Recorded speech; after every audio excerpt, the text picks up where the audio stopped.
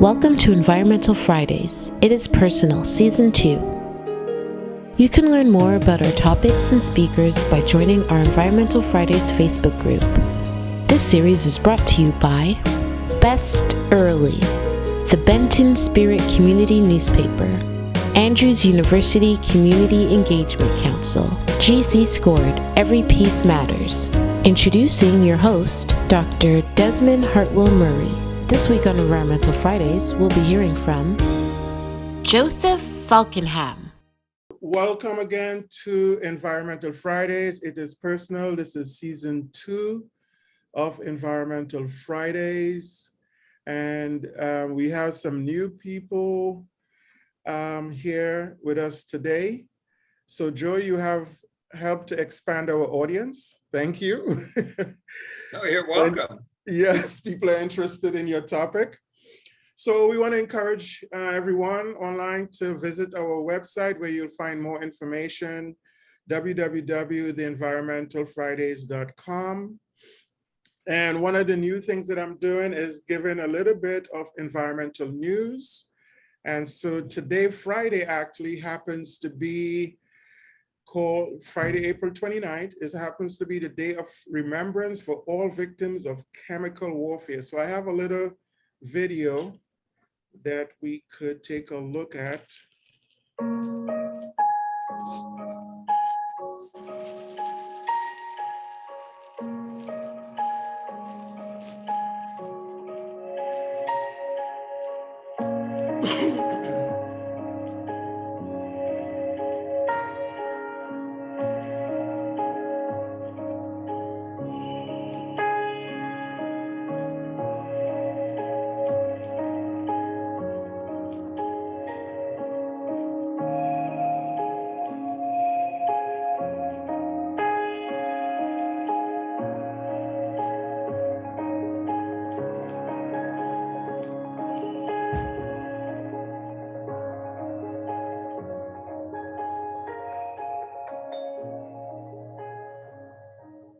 All right, so that's something I didn't know about before, and just so happened to be on the same day, we know about him, on the same day as our Environmental Fridays. I have a second news item, if you will, on here, and that is the EPA is taking bold steps to protect communities. Let's run that, also very short. Last November, I started my Journey to Justice tour, traveling to Mississippi, Louisiana, and Texas to hear from communities who bear the brunt of pollution. All right, this is day one, the Journey to Justice tour. I am in Gordon Plaza, Jackson, Mississippi, John the Baptist and St. James parishes. Mossville, we are in Houston. I heard from Mr. Taylor and his neighbors in St. John the Baptist parish, where nearly everyone had a family member impacted by a serious illness like cancer. I talked with Brooklyn, an 8-year-old student in Jackson, Mississippi, who has to use a porta potty at school because the water pressure is too low. I walked around Gordon Plaza in New Orleans, an affordable housing development that was built on top of a toxic landfill. I toured Mossville with Carolyn, a once thriving community that is now devastated by pollution from industrial sites. And I joined Mrs. Smith on her front porch to hear concerns about pollution from a railroad built steps from her neighborhood in Houston's 5th Ward. When we talk about environmental justice, this is what we mean. Mr. Taylor, Brooklyn, Carolyn, and Mrs. Smith represent communities that have suffered from environmental injustice for far too long. Their message to me was clear. We must do better, from the local level to the federal level. I took these stories back to DC and pledged to change the way we do things. To fulfill our promise, here are just a few of the actions we're putting in motion across the agency. I directed EPA to aggressively use its authority to conduct unannounced inspections at targeted facilities to protect public health. We're launching new air monitoring projects to better measure pollution and assess situations in real time. and we are putting polluters on notice and holding them accountable. There is no higher priority for EPA, or me personally, than ensuring that all people in this country have clean air to breathe and clean water to drink. These actions are a first step towards delivering on our promise to do things different. Our journey to justice is just getting started.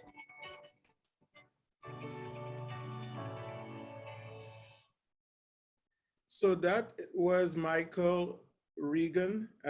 He is the director, the administrator for the EPA, and they are trying to really make some inroads and efforts, progress towards environmental justice in the US. So that's part of the news in the environmental sphere.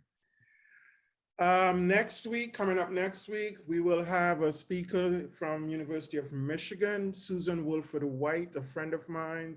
She's a professor there at University of Michigan. She will talk about environmental factors of childhood obesity. So that's something we want to look forward to next week. This week, our topic is premise plumbing, waterborne pathogens. And our speaker today is Professor Emeritus Joseph Oliver Falkinham III. He received his bachelor's from the University of California, Berkeley, his PhD also from the University of California, Berkeley. He served in the US Air Force, and there he was directing hospital clinical laboratories, then moved on to do a postdoc fellowship at the University of Alabama Medical Center, and joined the Department of Biological Sciences at Virginia Tech, where he has been since. His most recent research is focused on mycobacteria, Legionella, amoeba in household plumbing, and you'll hear more about that today. Biofilm formation by mycobacteria. He authored and co-authored 3 books, 31 book chapters, 25 invited review articles, published 136 peer-reviewed papers. He's presented multiple times, national and international, and is considered an international authority in this field. Mentored 19 master's degrees, 7 PhD students. And in 2015, he became a fellow in the Royal Society of Public Health, London. So it's an honor to have you here with us today, Joe. We've done this before. This is our second rodeo, so to speak. And I'll go ahead and put up your slides now.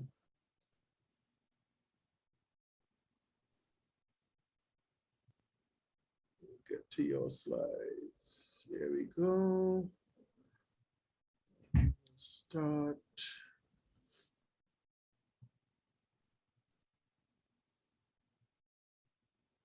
All right.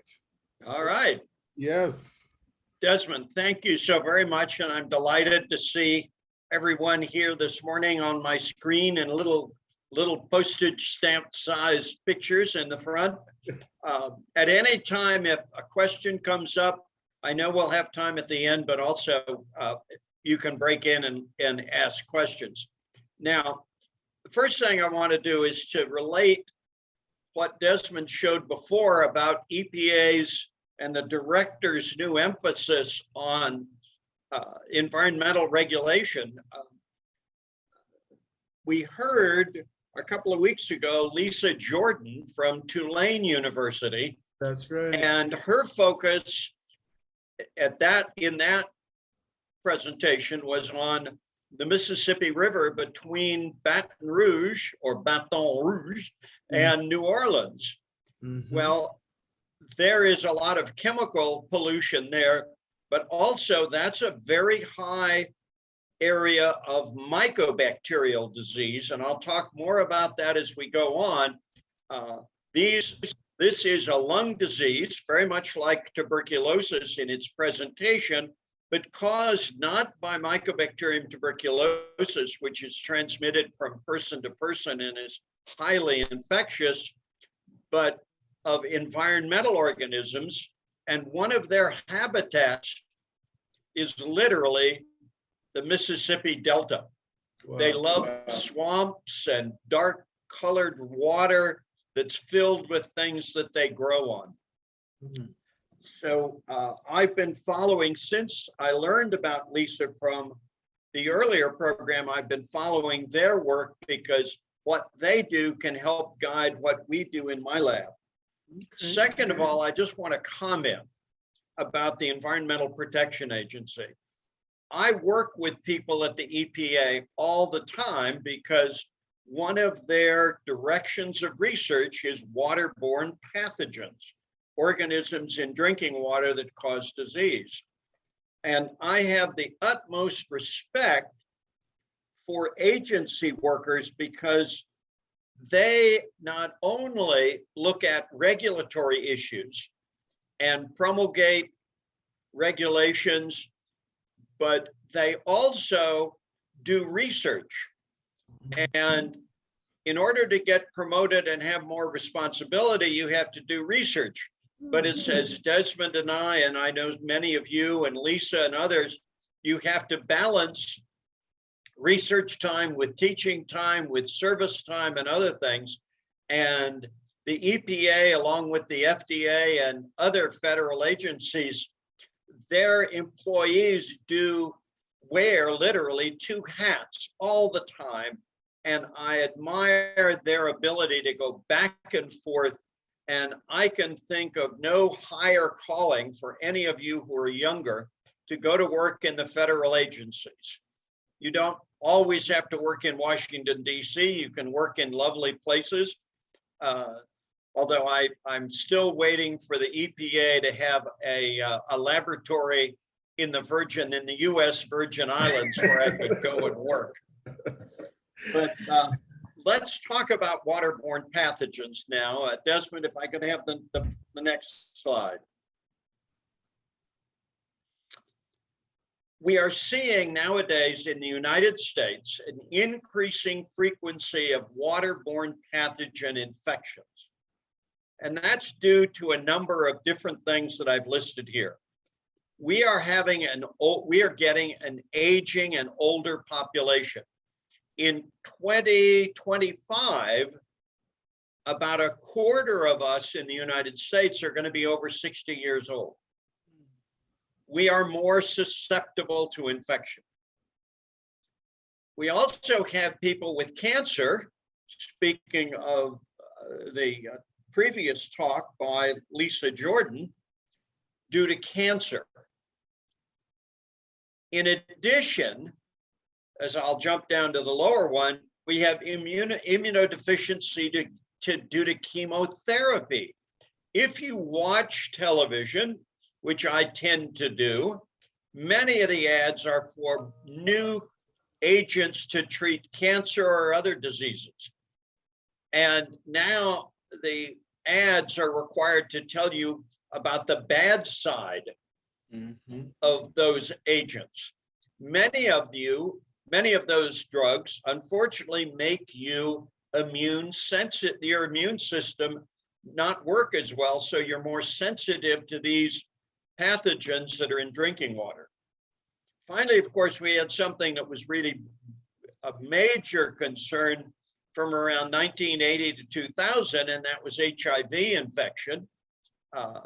Those patients, mostly all of those HIV infected men and women, suffered from Mycobacterium avium infection. Mycobacterium avium is a waterborne. It's in every drinking water, for the most part, in the United States, as I'll talk about later. So we're seeing an increasing frequency of these. Let's have the next slide. Now, this is something, when I started doing my graduate research at the University of California, I didn't think about plumbing. I was not a plumber, I wasn't an engineer. Premise plumbing refers to the plumbing in houses, apartments, condominiums, hospitals, long-term health cares, healthcare facilities and hotels. And many of these waterborne infections have been traced to these places. There's a recent article from the EPA office in Washington, D.C., and they showed that hotels, long-term healthcare facilities, and apartments and condominiums are the major sources of Legionella infection. Legionella pneumophila is a waterborne pathogen.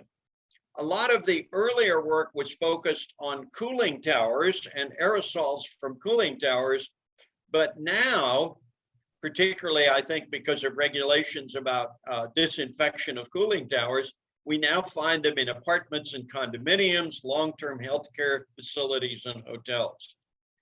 So I'm going to focus literally, when I think of the environment and ecology, although we started off by looking at ecology outside in waters and streams and lakes and rivers, now the ecology that I refer to is from surface water sources to a drinking water treatment plant, to the pipes that go from the treatment plant to the home or the house or the apartment, etc. So that's where my focus is.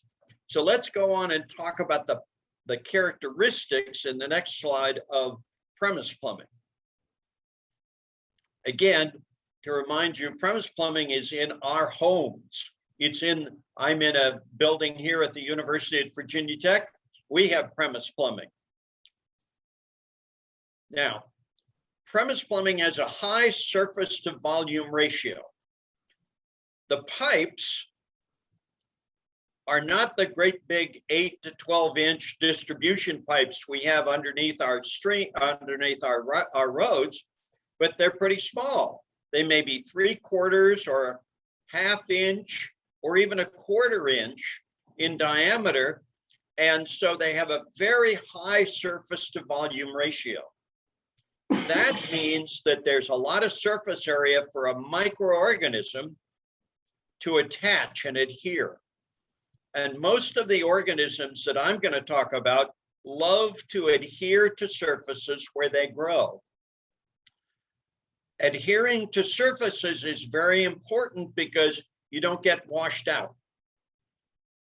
One of the characteristics of the organisms that cause diarrhea in humans, to get away from pipes, but to think about the gastrointestinal tract of humans as a pipe, they produce a protein that allows them to stick to the cells in the gut, the human cells in the gut, so they don't get washed out.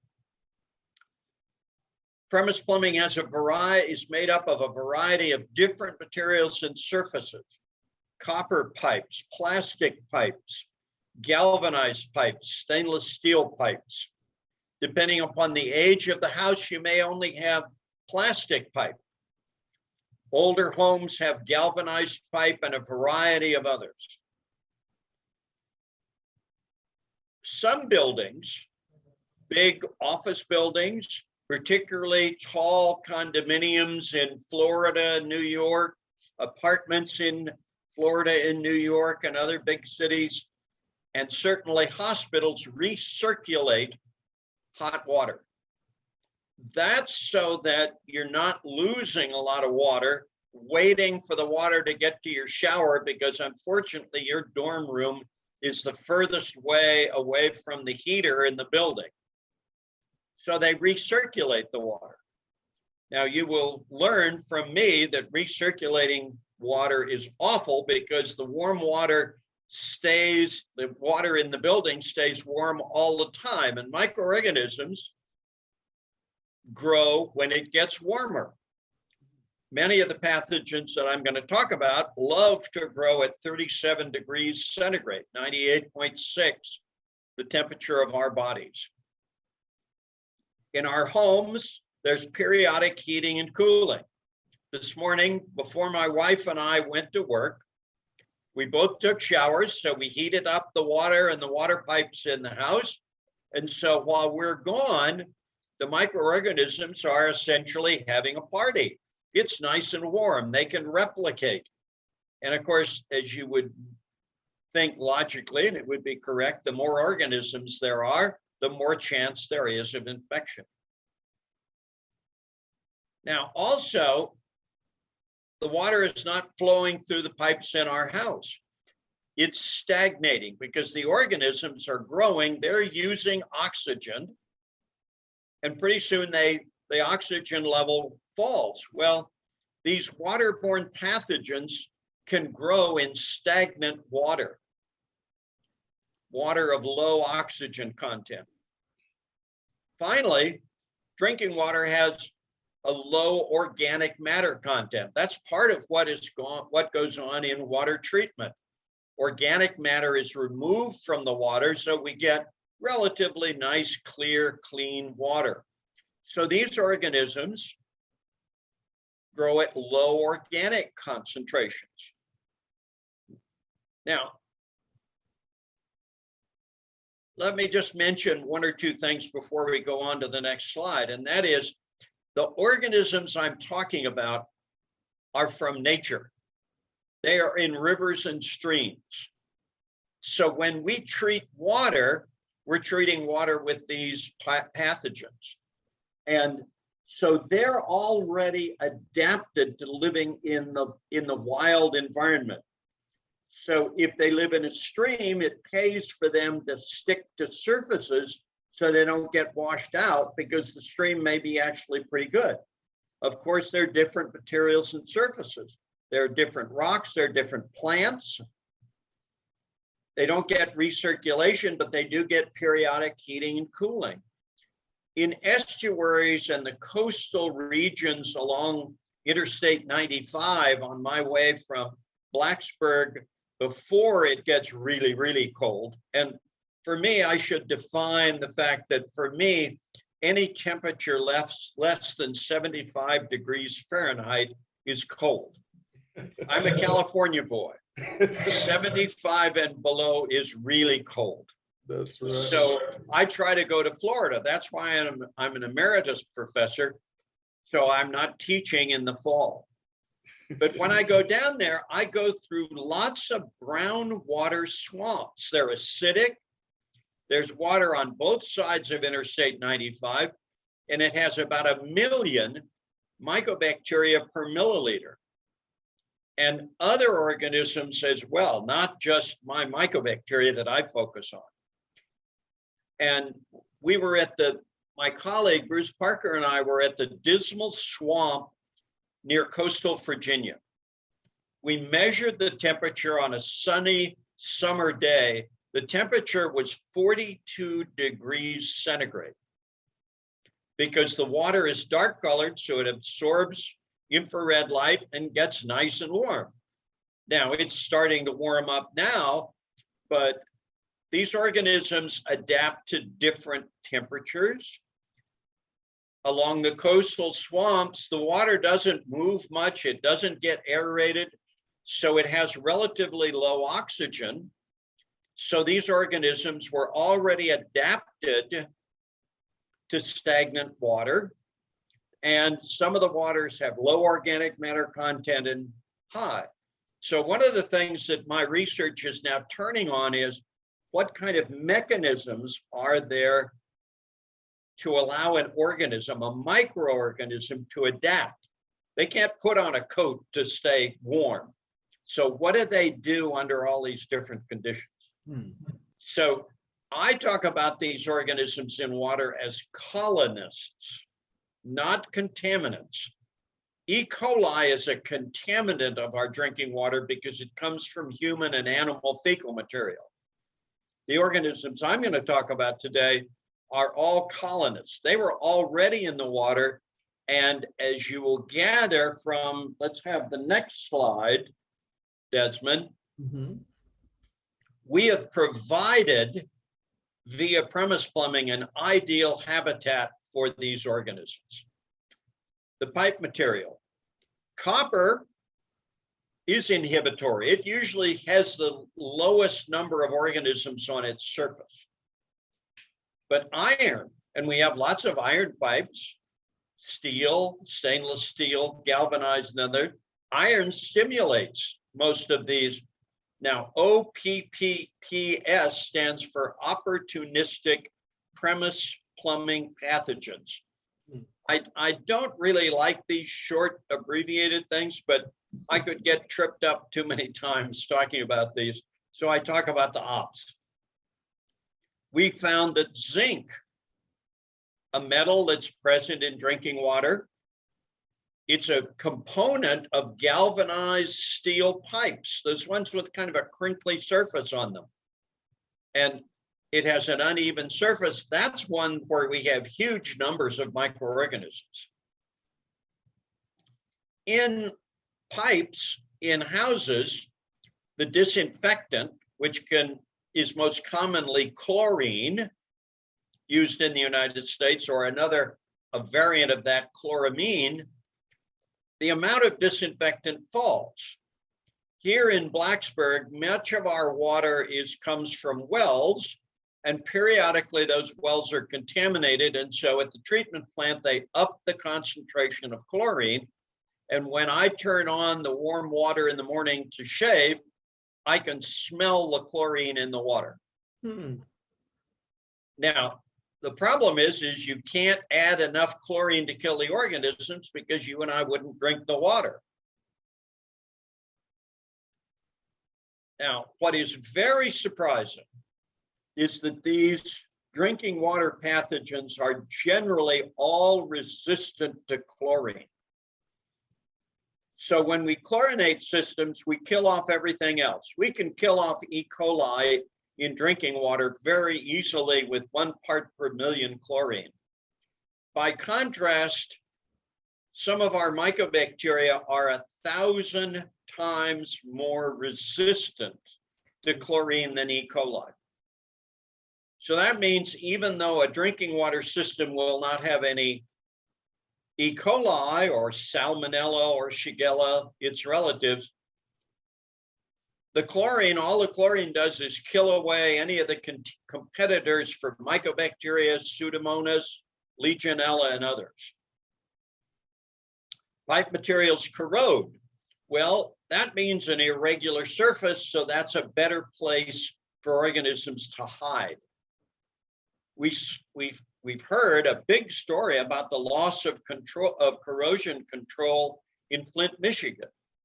You can add to drinking water agents that don't harm human beings or animals, that reduce corrosion, because corrosion provides more habitats for these organisms. Well, unfortunately, the people running the water system did not spend, and if you look at the numbers, it's a ridiculously small amount of money to control corrosion in Flint. And what did we have? We had lead poisoning in the children and other adults there in Flint. And retrospectively, looking back, my colleagues here at Virginia Tech found that before the corrosion control was halted, there were about 8 to 10 cases of Legionella that were traced to water in Flint, Michigan. After, the number was something about 180. Wow. Now, big differences get my attention. Little differences don't, but that's a big difference. So we have to take care of our premise plumbing. So let's go on now, and I'm going to, this is like the beginning of a Shakespearean play, and there's a list of all the actors. Well, these are some of the actors and not all of the actors. The organisms that I study get to be first. They're the stars of the show, so to speak. Mycobacterium avium and Mycobacterium abscessus are the 2 major waterborne pathogens. Another one that you may have heard of is Pseudomonas aeruginosa, quite prevalent all over the place. Another one, and microbiologists love these names, so you're just going to have to bear with me. Phenotrophomonas maltophylla. Maltophylla refers to the fact that it likes maltose to grow on. Acinetobacter baumannii. This organism came to prominence during Operation Desert Shield and Desert Storm in Iraq amongst our injured soldiers, and it was associated with infections in these injured soldiers and traced to water. Now, I will point out that baumannii refers to the original describer of this organism, Paul Baumann, who was a graduate student at Berkeley and a friend when I was there. He's a professor now retired at University of California, Davis. Another organism, Sphingomonas paucimobilis. Paucimobilis means that it moves, but it moves very slowly. A couple of new and emerging ones. One is called Methylobacterium. You may have already run across Methylobacterium. They are pink pigmented organisms that leave a pink stain in your shower. Cupri avidus, copper-loving organisms.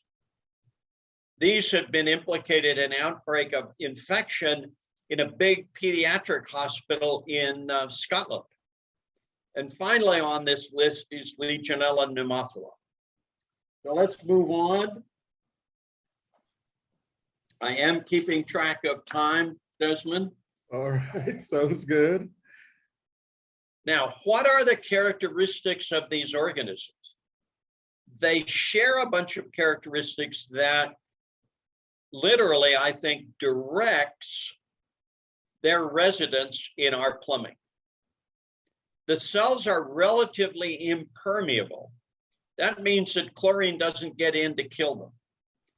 They all form biofilms.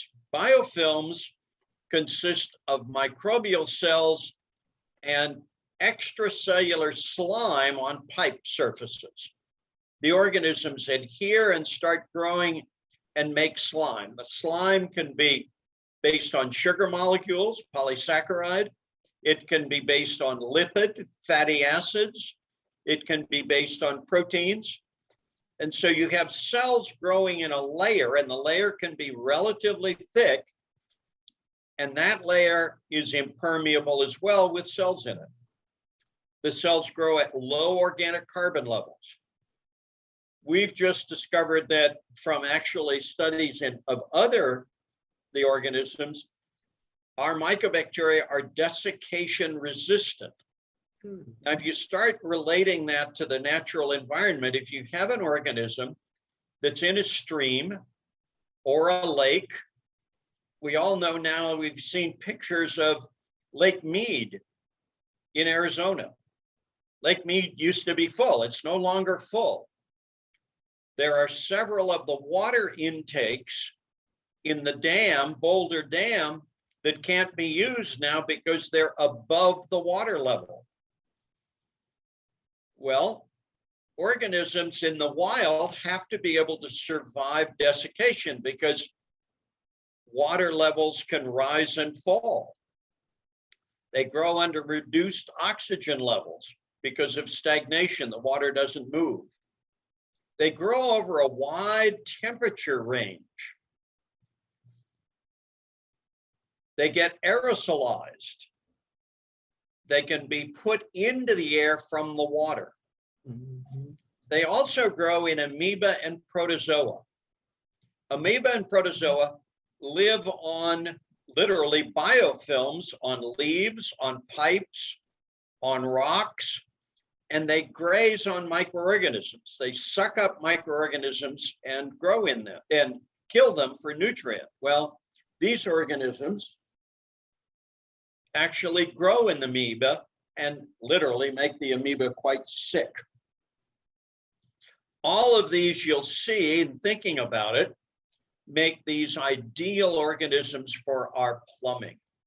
Mm-hmm. One other that I didn't put on this, and I feel I'm disappointed in it because we actually have some data. These organisms can tolerate different levels of salt. Mm-hmm. They don't grow in ocean water. They grow in fresh water, but they grow in brackish water. 1% and 2% salt, ocean water being 3% and higher. So they are present in very high levels in estuaries. And so, for example, the Chesapeake Bay is a great big mycobacterial Pseudomonas growth facility. Let's go on to the next one. Now, how do we follow the numbers of these organisms? Now, this is where my work intersects with that of the EPA. The EPA wants to, and has actually mandated, to come up with a list of organisms in drinking water that they're going to consider for monitoring. Well, these premise plumbing pathogens that were on the earlier list, their numbers and presence and absence don't correlate with numbers of fecal pathogens, particularly Escherichia coli. So you can be monitoring a system and making sure you have no E. coli by changing chlorine concentrations, but that doesn't tell you anything about Mycobacteria, Pseudomonas, Legionella, or others. The absence of E. coli does not mean there are none of these premise plumbing pathogens. So we actually need a way of monitoring these, and these are not the most simple organisms to grow. Let's look at the next slide. I talked about biofilms. This is a quick review of what I've said before. It's surface adherent cells within an extracellular matrix. Matrix is just a catch-all word. It can contain, the matrix can have polysaccharide, lipid, protein, and even DNA and RNA from cells. It's an impermeable barrier. Nutrients, oxygen, disinfections, and antibiotics don't penetrate very readily. There's a wonderful research center at Montana State University in Bozeman. It's the Biofilm Laboratory. A fellow from Canada, John Sanderson, came down and they formed this biofilm center that actually measured the penetration of oxygen, chlorine, and others into biofilms to show that biofilms actually permit microorganisms to survive harsh environments. So let's go on to the next, because it sort of, so what do biofilms do? The cells can reside and persist in that environment. They're resistant to disinfection because the disinfectant can't reach them. They're resistant to desiccation. Biofilms are rich in water. They're about 80% water. So as soon as you treat something with chlorine, you may get rid of the cells in the water, but they rapidly reappear in the water after disinfection. This is a major problem in hospitals that disinfect equipment, and if it's got a biofilm of organisms, they come back quickly. So where can you encounter these organisms in houses and hospitals? Let's look at the next slide. Well, this is where most of you may decide that you're never going to listen to me again, that you're going to leave this talk because I'm going to ruin your day. They're in drinking water in all of those places where I said there's premise plumbing. And we've looked, and others have looked across the United States. They are literally everywhere. I'm not just being like Chicken Little and saying it's everywhere, it's everywhere. They truly are. They're in aerosols from taps and drains. If you have an aerator on a tap and you turn the lights off in the room and you shine a flashlight at right angles to the flow of water in the basin, you'll see all these little sparkling bubbles going up in the air. Those are little droplets of water filled with these organisms. Mm. In the United States and Canada, but as I discovered, not in Europe, we have refrigerators with water taps and chutes for ice. Please, friends, don't drink the water, don't use the ice. Go back to the old style tray with dividers in the freezer. Wow. The drinking water goes into the refrigerator, but not within the cold area in the refrigerator. And it's stored in a tank that gets nice and warm. We did some studies of households, and a young man who was an engineer called and said his mother had a mycobacterial infection and he wanted us to survey their house. And I was delighted to do so. We got the samples, and my technician called me down to her lab and said, Joe, look at this plate. And it was a Petri dish, and they're about this big around, and it had 1,000 colonies of Mycobacterium abscessus. Now, the woman was infected with Mycobacterium abscessus. And I quickly got on the phone and called him, and he said, oh, yes, my mother drinks 6 8-ounce glasses of water from that tap every day. She was drinking about 10 million Mycobacterium abscessus cells, which had actually, as we later discovered, had the same DNA fingerprint as that from her chest. So to a certain extent, I'm following the Berkeley line of being somewhat of an activist by telling people there are things we need to go out and smash and get rid of. A recent study from a friend in the University of Washington system in Seattle showed very clearly that the major predictor of mycobacterial disease was showers, the presence of mycobacteria in showers. When you have a shower, it's nice to have a nice steamy shower. Well, the steam are little water droplets in air filled with mycobacteria. Hot tubs, they bubble up. They make a mist. Well, those mist is filled with that. Aerosols from humidifiers. Many of our patients are older, and in the winter back east here, the air gets very dry and they want to humidify the air.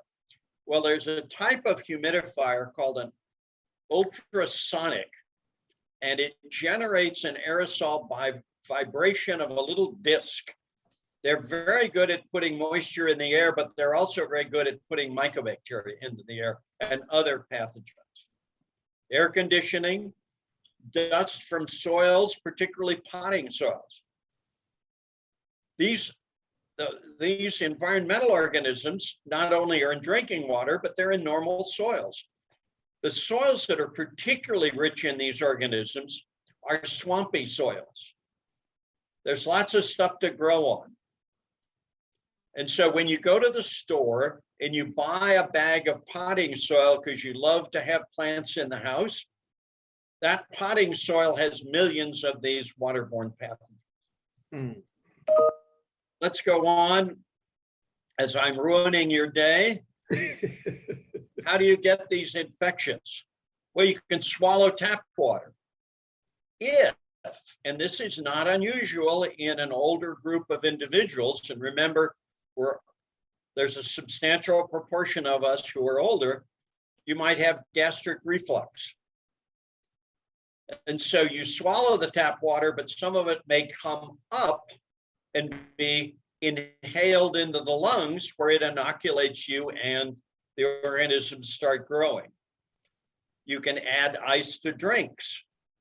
In hospitals, they use ice a lot. And so the ice machines, as our surveys and others have shown, lots and lots of exposure via ice. Aerosols from showers and hot tubs, aerosols from humidifiers, inhalation of dust. So let's keep moving on here and we'll get to the end. And I see some questions and I'm very thankful for the questions. And I will try to answer these questions as we get near the end, as we're getting to the end. Mhm. So what can you do? If, let's say you're a hospital, and I won't mention any by name, but we've had outbreaks of mycobacterial or Pseudomonas or Acinetobacter or Stenotrophomonas multifida, outbreaks of these waterborne pathogens. What do? Well, you can circulate very hot water.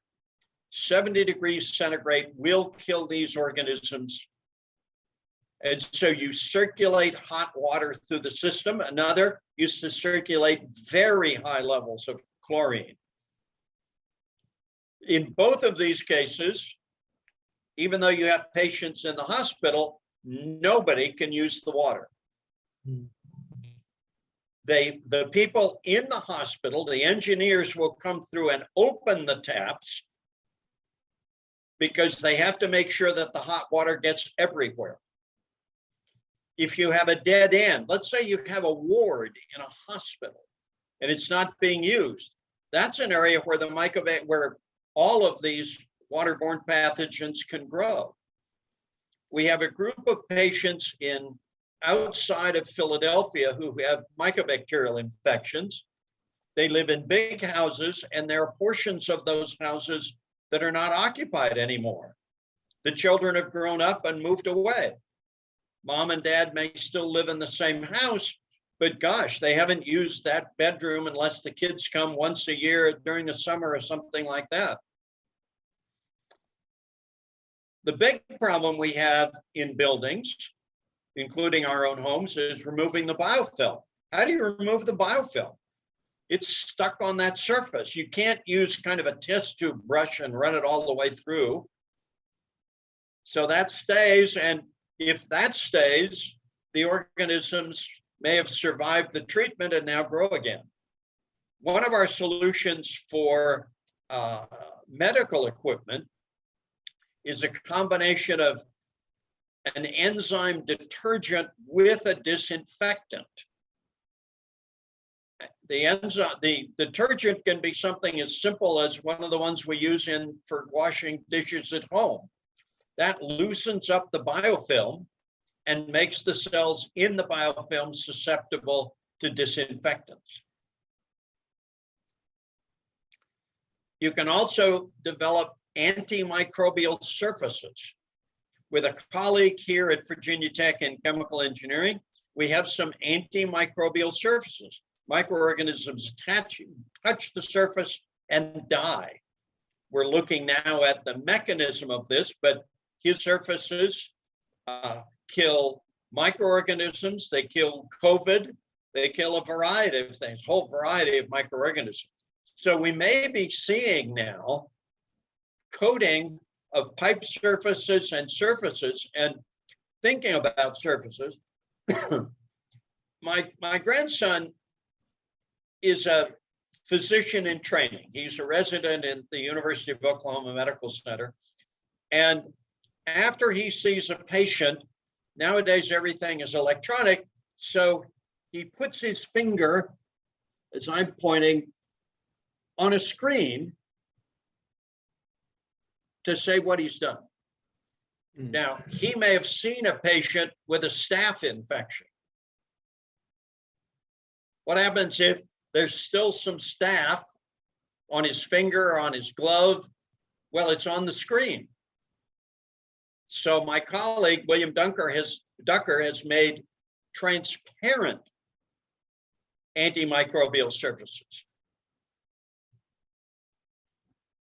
What can you do regularly? What can people do at home? You can drain your water heater of the sediment because the sediment is mostly microorganisms. Every water heater has a tap that a hose will fit. Take the tap outside to your vegetable garden or your flower garden or the gutter. It doesn't matter where necessarily. Don't drink the water. Don't use it to fill up the wading pool or the swimming pool or something like that. that gets rid of these because the water heater is a great place for these organisms to grow. You can raise your water heater temperature. We tell people to raise their water heater temperature to 130 degrees Fahrenheit. That's 55 degrees centigrade. Now, a lot of people worry about that because that temperature of water, 130 degrees Fahrenheit, can scald you. So if you do that, it does get rid of mycobacteria and other waterborne pathogens, but unfortunately, you have to be very careful if you have a house guest, if the kids come home.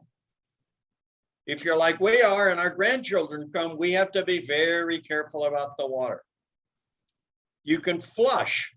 Now, every building in the United States, Canada, Europe, everywhere, hopefully during the shutdown because of the COVID pandemic, nobody was there and the water stagnated. Now, water stagnating means microorganisms are growing. So building engineers went through their buildings, they flushed every commode many times, they ran water, literally in a way, they wasted water, but that's to get the organisms out of the water. They removed all dead ends. A dead end could be a ward in a hospital where the water is in there, but it hasn't been circulated because it hasn't been used. It could be just something as a short little pipe lead because those dead ends now harbor these organisms. You can use point of use tap filters. These screw on the end of a tap and they have a filter that's 0.22 microns in diameter.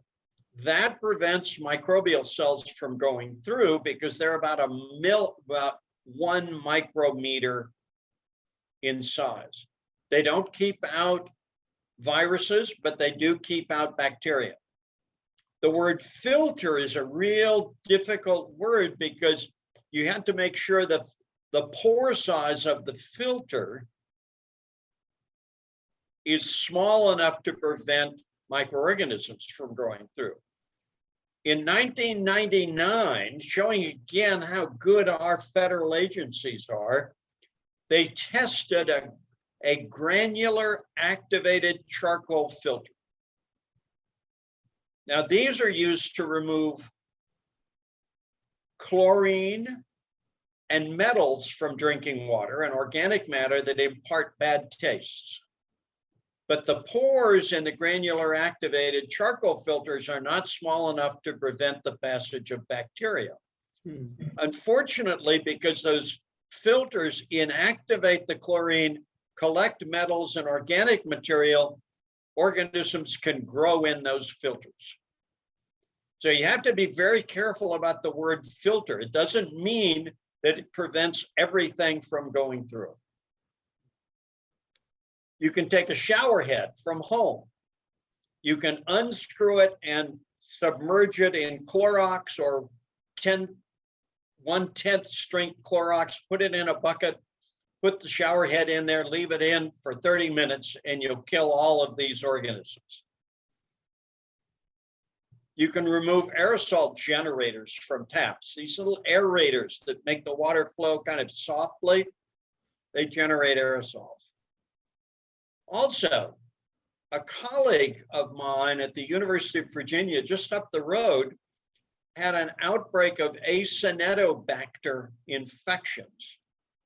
And she traced them to the presence of the organism in drains.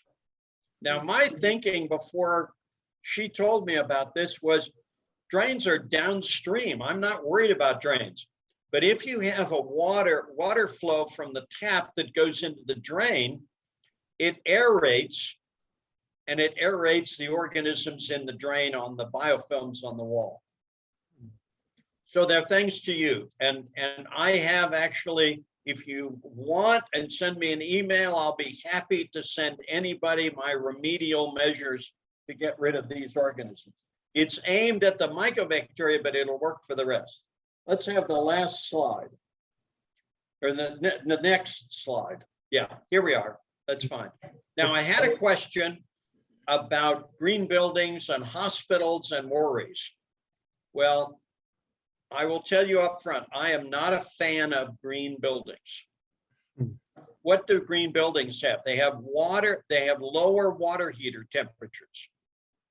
That means the organisms are not going to be killed at high temperature, but they're going to keep growing. Green buildings have a longer water age. I never knew what water age was until I hooked up with a bunch of civil engineers and water people. That's how long the water is in your house. It's normally 2 to 3 days. If you're away, either by closing the house, you go for a week-long vacation or just a weekend, an over the weekend kind of thing, the water age increases. It's the residence time, and that residence time then relates to how long the organisms can grow. Green buildings have reduced flow. They have misting shower heads. My son and I, before my mother and father passed away, my son was a really good grandson and went to California with me, and we visited my mother and dad on the California coast in Carmel. We stayed in a hotel. I think we stayed in just about every room in that hotel over the years that we went. One year, Ian went to take a shower, and about 5 minutes later, I hear him hollering in the bathroom, "What the hell?" Using words that I won't use here. Well, because they were under a water shortage, the motel chain had installed misting shower heads. It's like taking a window cleaner bottle with a little spray atomizer on it and showering with that. Finally, we literally unscrewed the misting shower head so we could get clean. Now, those mists have lots and lots of organisms. So green buildings might put more of these organisms in the air. With reduced flow, there's an increase in buildup of the biofilm. There's also a movement of substituting monochloramine, chloramine with an amino group on, with an amine group on it, for chlorine, because chlorine is so reactive, it generates carcinogenic compounds. The problem is, when it was tested and has been tested now a bunch of times, particularly in the Tampa, Florida area, when they switched from chlorine to monochloramine, they did get rid of Legionella because it does a better job on Legionella, but the number of mycobacteria came back. There's a rule, primarily, I think, that we learned from Congress about unanticipated results. Yeah. And that is, you do something, you have all the right reasons for doing it, and then you do it and you find, oh dear, that's created another problem. Mm-hmm. So this is marvelous kind of stuff for me to learn and teach others. Finally, my last slide. What's our challenge? We have an aging population. An increasing proportion of people are at higher infection risk for a variety of infections. Aging is one factor. We are so proud of the fact that we are aging longer, that our lifespan is longer. Well, we're still going to be susceptible to infection. Chemotherapy, with its attendant reduced immune protection, puts more people at risk. And finally, we don't have anything to monitor these organisms. We actually, even further, don't have what classically in infectious disease is an infectious dose. How much exposure do you need via inhalation or swallowing to come up with disease? That's what the EPA needs to know so that they can say, yes, we'll monitor for this. And if you have less than this, you don't have to do something. But if you have more than this, you have to do something. As I said, my goal now is to continue to work with collaborators because I only know so much. And I have some marvelously intelligent collaborators and also intelligent graduate students. I tell them things that I know and I can't figure out. I let them loose in the lab and they come to me and they say, well, Joe, this is what's going on. My graduate students teach me daily, every minute, every other minute. So I'm having a lot of fun with this. If anybody knocks on my door, I always say yes. I get horribly busy, but then I get marvelously rewarded. So Desmond, I will finish now. I'll stay on and we can answer questions and go on until you tell me to go away. Okay, that was great. I mean, anybody that could pronounce these microbiology organisms so clearly, I mean, I've never heard them said that clearly. Yeah, you know a lot. And thanks for sharing. Yeah, I'm 80, I'll be 80 years old in about a week or so. Okay. And I've been around and my parents had good memories till their death. My mother died at 97. So I had no choice in my parents. And so, you know, I'm just cruising along, having great fun. I retired, but NIH awarded a colleague of mine at the University of Virginia. And so we're looking for mycobacteria in Virginia and he's collecting patients. So I'm just having great fun. Yes, it shows. We could tell. Yeah, you weaved like your enormous knowledge of mycobacteria as well as real world, real life experiences. And yeah, some people are gonna not like what they heard here today, but hopefully it will be very instructive and helpful and help us to live a little bit better against these mycobacteria. I see a hand up from Len, who is also a microbiologist. I have lots of respect now for you guys. Go ahead, Len. You unmute. Yes, great presentation. Thank you very much. It's always good to hear. Thank you, Len. Len, I've been looking, Len, at your background picture. What is that picture of? That's the picture of the homeland. I'm originally from Trinidad and Tobago, so I'm overlooking part of the tropical island there. Yeah, I love the Caribbean islands. So. Yeah, I'm not there, but it's always good to feel that I'm there, you know. Yes. Yeah, some of this information, you know, we microbiologists know about, but the average person, public, doesn't quite grasp the dangers we encounter every day in our environment with respect to microbes. But I wanted to ask a question. I'm not aware of the data or the information available here. So in recent years, we have had a lot of the industry in terms of the filtration systems within homes. In fact, I have a filter system here.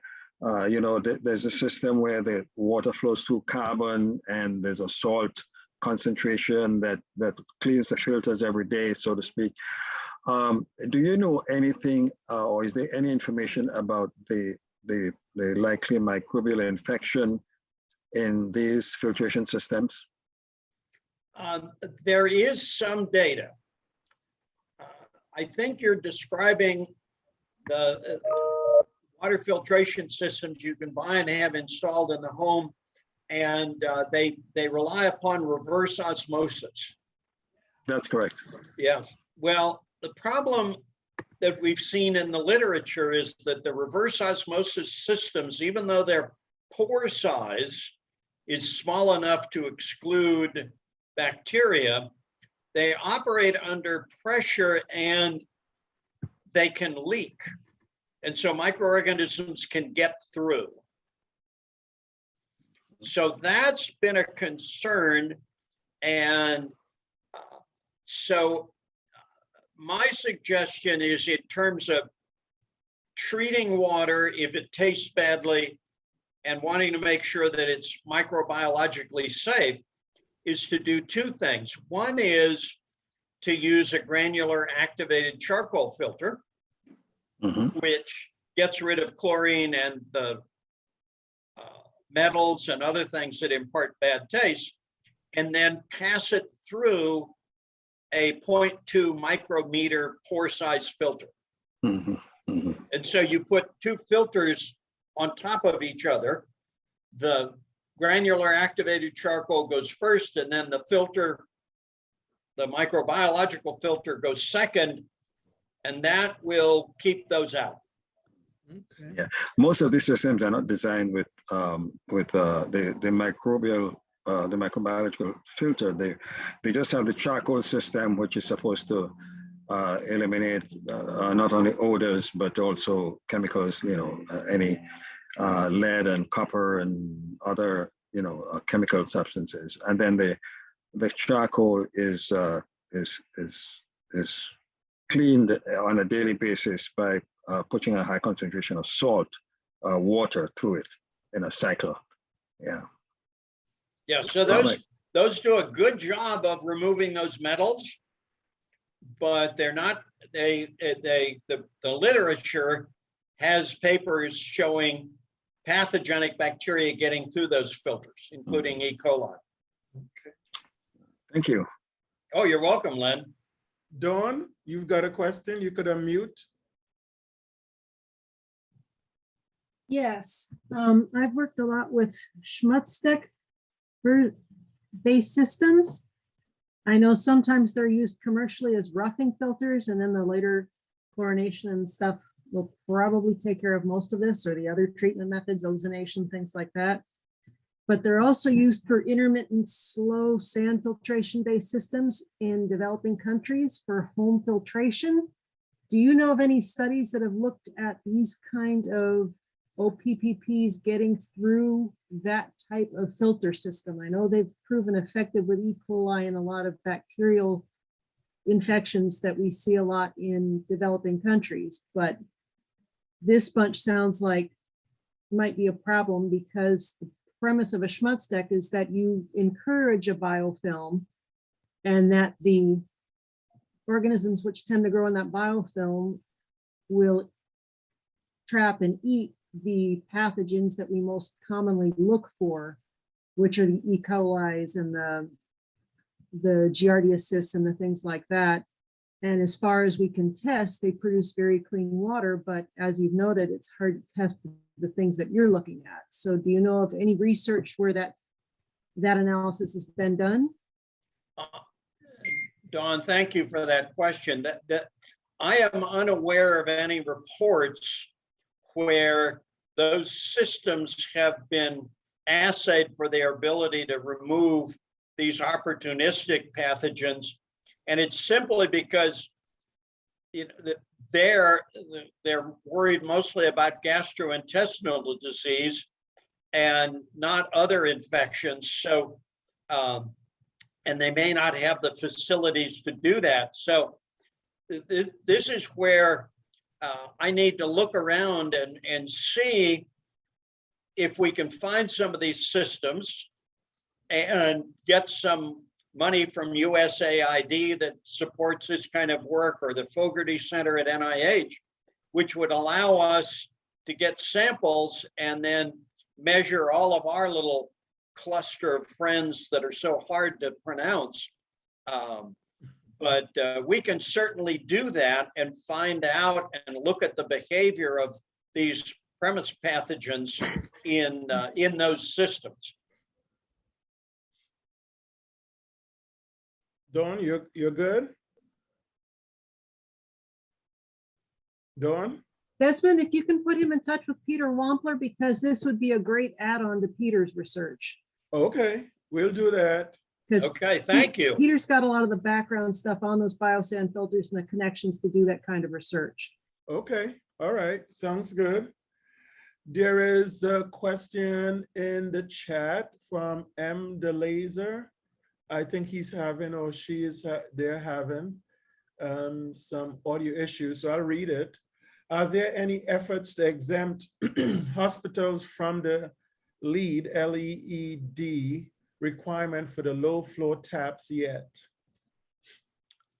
Not to my knowledge, and I'm one of the things that those of us who worry about these pathogens have concluded is that we need to operate and we need to convey information to hospital architects, the ones who design hospitals. Several years ago, I was in a hospital where a family member had an operation, and I realized that they had a very nice room and a competent staff, and they had a bathroom with a shower in it. And I was wondering if this was an orthopedic floor, but that was the case throughout the hospital. Do we need to have these aerosol generators in every room in a hospital? We make hospital rooms like our bedrooms with a bathroom right off of it and things like that. We put therapy pools in hospitals that generate aerosols. There's a lot of pressure on hospitals to reduce costs. So one of the ways of doing that is to reduce energy costs. That means reducing the temperature of water, reducing recirculation so we get more stagnation. So I'm very troubled that we're not contacting the people we need to contact in terms of a risk analysis. The, let's see, ASHRAE, which is a whole bunch of letters having to do with heating, ventilation, and water systems in buildings, has just released a draft document which is a guidance on reducing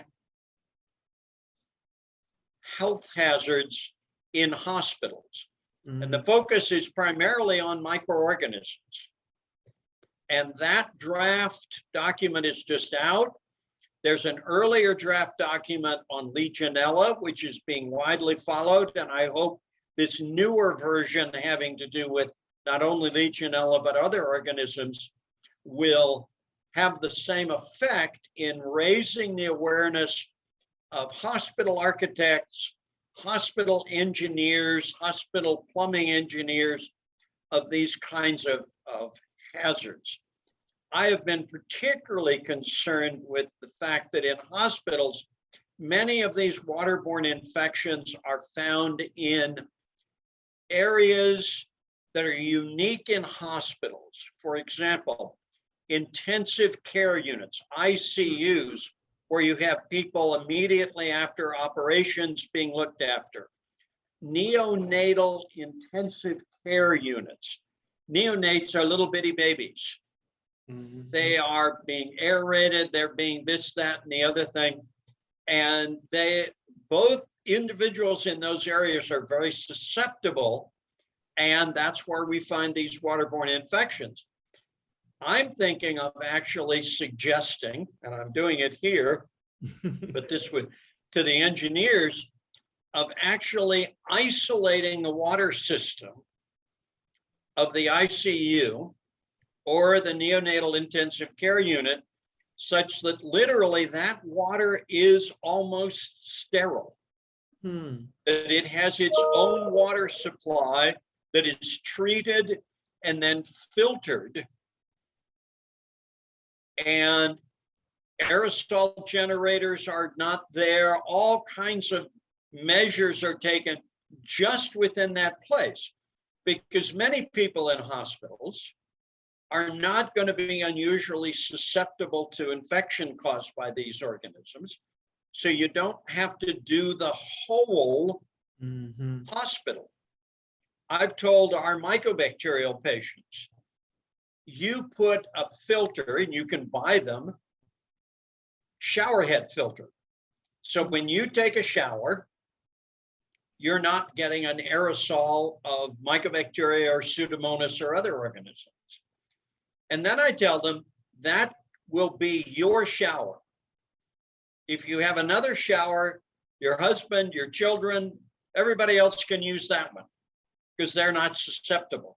But for our patients who are older, slender, taller women, they can use that shower, and they may have a single tap where they get the water that they drink.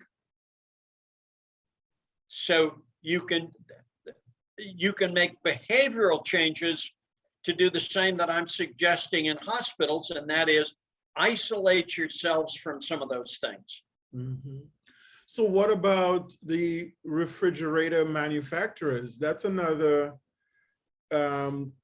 sector that you're saying these ice trays and water and the heating system that's used, that needs redesigning too. Have you been trying to connect with them?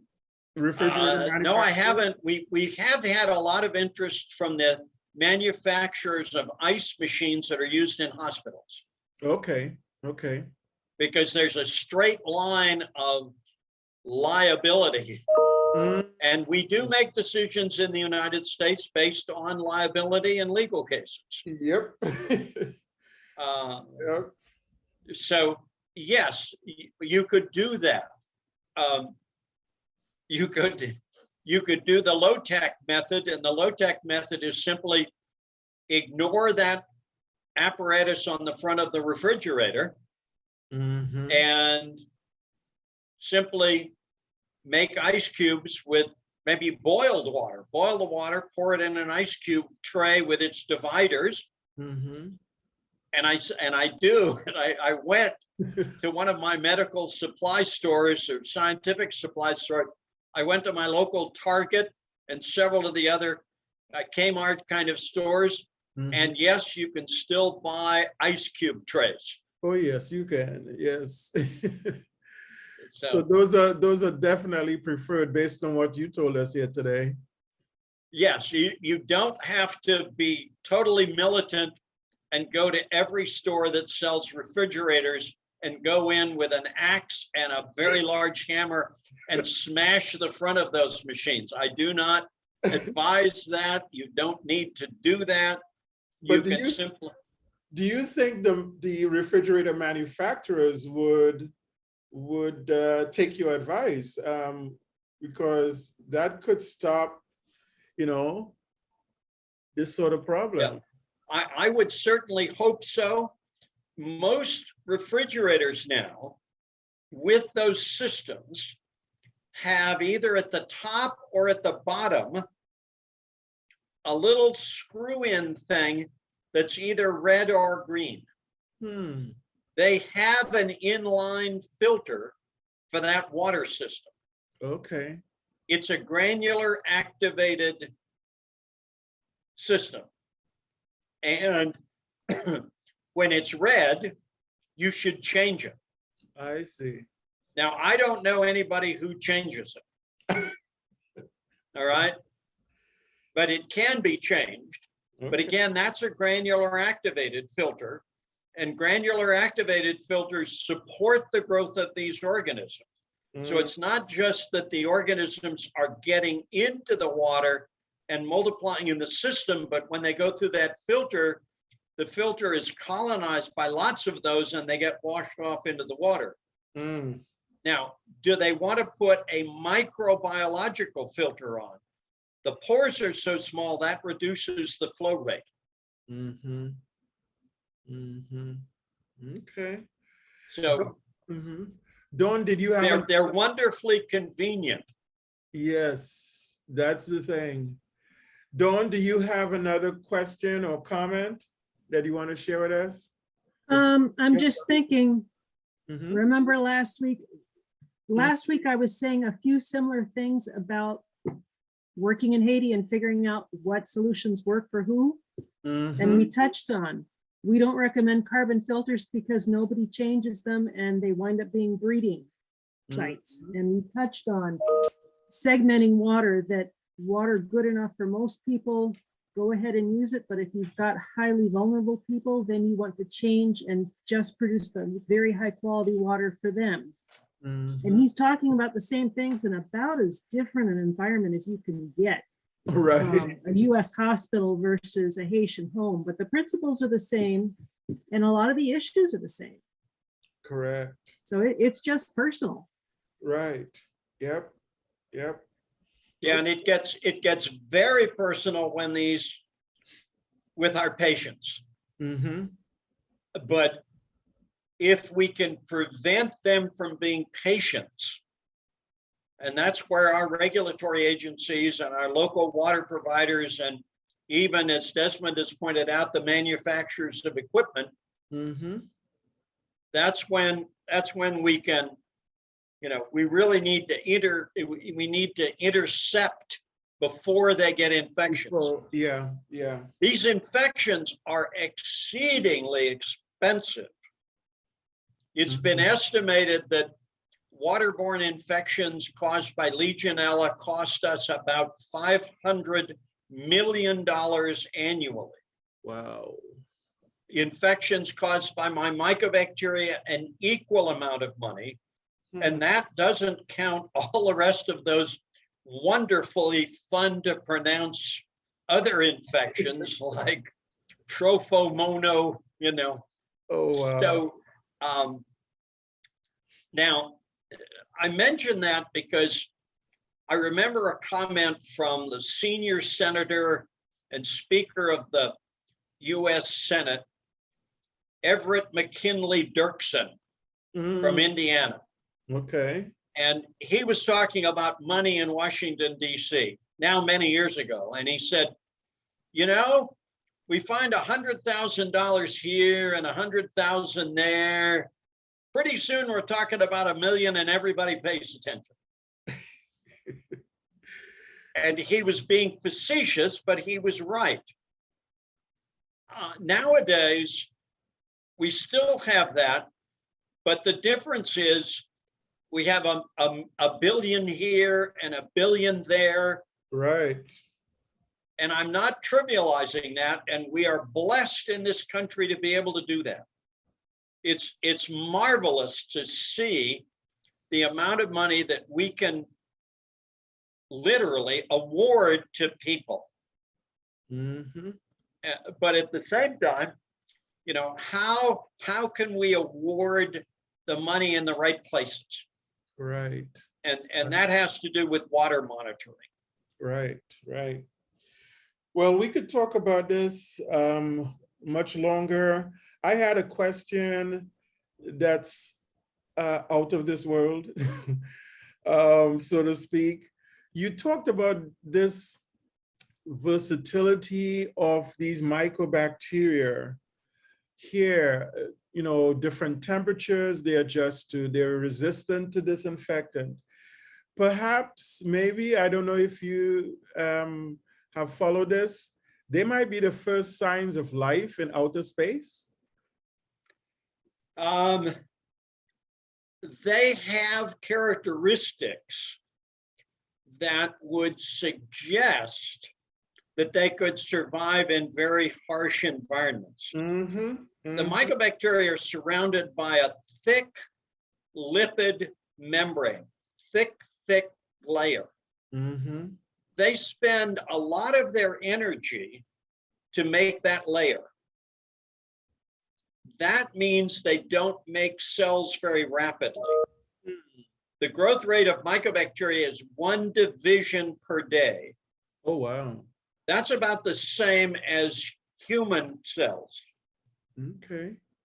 By contrast, the organism that I first started studying, E. coli, at Berkeley, has a generation time of 20 minutes. Wow. So when we grow cultures in our lab, the cultures will be ready in anywhere between 7 to 14 days. When I was a simple graduate student, I would come in the morning, I would start a culture growing, plan the experiment, before lunchtime, do the experiment, put it in the incubator overnight, and the next morning I would see the results and use the results to plan the next experiment. I did rapid linear science. If you think about this with graduate students in my lab, if they carried out their work in that way, a master's degree would take 10 years and a PhD 30 or 40. Wow. Just because you're waiting for things to grow. That's right. That's right. So we do things a little bit differently in order to get the information we need. Yes, yes. I see a hand up, Cameron. Let's make Cameron the last question. Unmute yourself. Okay. Hi there, thank you. Well, thank you for this talk. There's a lot of questions that I had. I guess one thing I wanted to ask was, are there studies about these waterborne pathogens in other places, like in Europe or cities in Asia, and corresponding research from around the world? Yes, there is, Cameron. And I'm going to make two comments. First, yes, there's great work going on in Europe, Japan, Taiwan, some work now starting in China. Very little work done in Africa, but they have other problems on their agenda. India is another area, in Australia. I learned a lot of mycobacteriology from Australia. So there's a great international collaboration. We have a European Mycobacteriology Society, and they meet every year. This year they're meeting in Bologna, and I can't go because a granddaughter's getting married. The other comment I would make, Cameron, is I'm looking over your left shoulder and I see United States Space Force. NASA is very interested in these organisms because NASA gets things growing in the International Space Station. So they have mold. Their water has these opportunistic premise plumbing pathogens. And if you go to NASA and you look, kind of search your way around, you'll see that they have invitations for proposals. And I'm thinking of submitting a proposal. I just need some time right now. I think that NASA would be very interested in my colleague, William Ducker's antimicrobial surfaces. Yep. I was an Air Force ROTC graduate of Berkeley. I wore my Air Force ROTC uniform the 4 years or 5 years or whatever.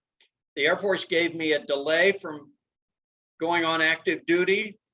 I talked with NASA about being an astronaut because I was going to be a pilot when I was a graduate student. But my timing was just a little bit off because that's when I responded when they said they wanted scientist astronauts. Okay. Now, if there's someone who would qualify as being a pilot and an astronaut who had a microbiology background, I think they would find a good home with NASA, whether they were on the ground at various research institutes that NASA supports, or up here in the International Space Station. It's going to be a bigger challenge. We have the space station, it's been up there for a while, but we also have a plan that's been, I think, put on the shelf for right now of going to Mars, sending men to Mars, men and women to Mars. That's going to be a longer flight. And these organisms are not out there in space, but unfortunately, they're here on Earth where all these things are made. Mhm. And even though they're very careful about reducing any chances of contamination, I mean, you see them assembling the things that are going to go in space, and they have moon suits on, they're wearing gloves, they're in a safe chamber, this, that, and the other thing. It only takes one cell. Hmm. And there's moisture, there are things to grow on. So, Cameron, that's something for you to think about. I'm always challenging students because you're going to be looking after me later on, That's true. and my children and my grandchildren. So, Right. So Cameron, thanks for sticking with us, Cameron. yes, Cameron, give us a little bit more about yourself. Where are you at? I'm an undergraduate at the University of Michigan, but I grew up in Stevensville. So Andrews University is right in my backyard, and my mom saw a posting about this, and she's like, "Oh, well, waterborne pathogens sounds like something you'd be interested in." So this was a great talk. Thank you Okay, very much. yes, it is. It is a great talk. Very good. I think we need to end. Again, we could go on and on, but this was really good, and I hope a lot more people would check it out online. So thanks again, Joe. You were fantastic. Desmond, I look forward to getting on a plane with you and Len and going down to Trinidad. I've not been to right. Trinidad. I right. was part of a study in which one of the members of the study group was a physician at the Medical University of the Caribbean. And so I learned a little bit, but I want to learn some more. Yes, and I think, Len, there's a pretty good department there at UWI, St. Augustine. Yes, there's a pretty good department there. In fact, that's where I did my undergrad. That's right. Interestingly, in botany and applied botany. I see. Okay. And then came to the United States and decided the outdoors was not the best place for me. I'd rather be indoors. So. All right, guys. Thank you so very much. Thanks everybody for sticking with us. And again, Desmond's got my email, and Yes. I will be glad to send you things. Sounds good. I will make sure that everyone else got your email too. All right. Thank you so All much right. for this Thank you so opportunity, much. Desmond. Okay. Bye-bye. Great Bye-bye. presentation. Thanks. Bye. Bye-bye.